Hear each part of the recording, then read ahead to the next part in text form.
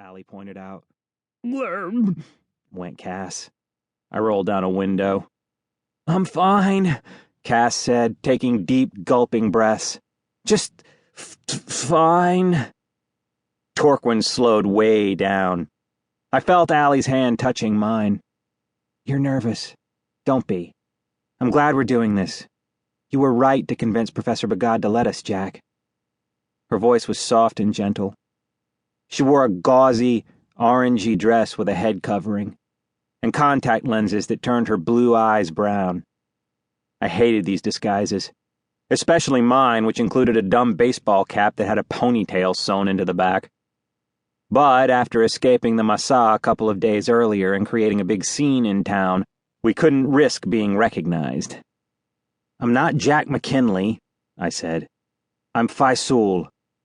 Allie smiled. "We'll get through this, Faisul. We've been through worse." Worse? Maybe she meant being whisked away from our homes to an island in the middle of nowhere, or learning we'd inherited a gene that would give us superpowers but kill us by age 14, or being told that the only way to save our lives would be to find 7 magic Atlantean orbs hidden in the 7 wonders of the ancient world, 6 of which don't exist anymore, or battling an ancient griffin, or being betrayed by our friend Marco, or watching a parallel world be destroyed. I don't know if any of them qualified as worse than what we were about to do. Cass was taking rhythmic, deep breaths. His floppy white hat was smashed over his ears and his glasses were distorting his eyes. In the lenses I saw a mirror image of my own disguise, the hat and ponytail, my left cheek decorated with a fake birthmark like a small cockroach. Torquin had been forced to dye his hair black. His ponytail was so thick it looked like a possum attached to his neck. He still wouldn't wear shoes, so Professor Bagad had had someone paint fake sandals on his feet. You'd be amazed how real that looked. "You think your mom might have some motion sickness meds?" Cass asked. "Let's make sure she's real first," I said. "Then we'll take care of the other stuff." "She's real," Allie said. 5 Karai graphics experts, 4 coders, and me, all of us examined that photo. No feathered edges, no lighting discrepancies or pixel depth variations.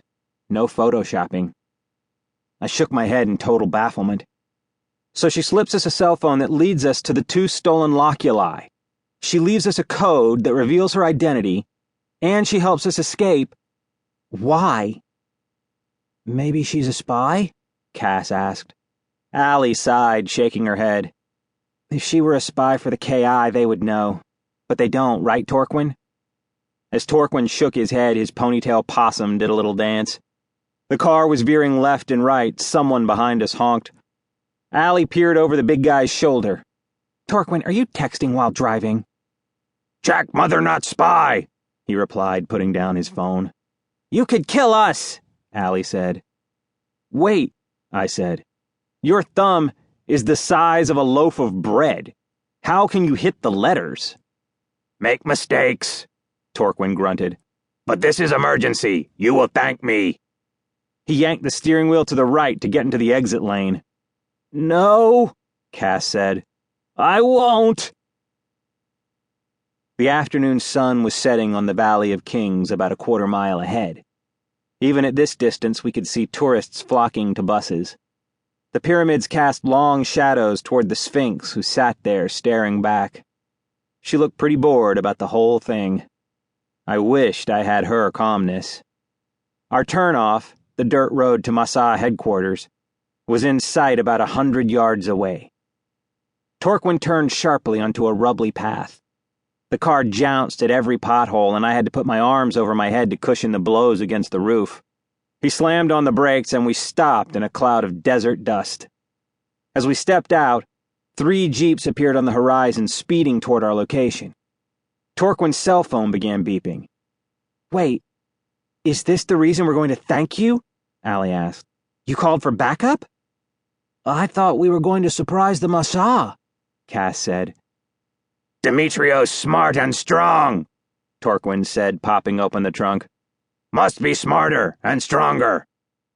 Allie reached in to hand us each a small backpack with supplies, flashlights, flares, and some stun darts.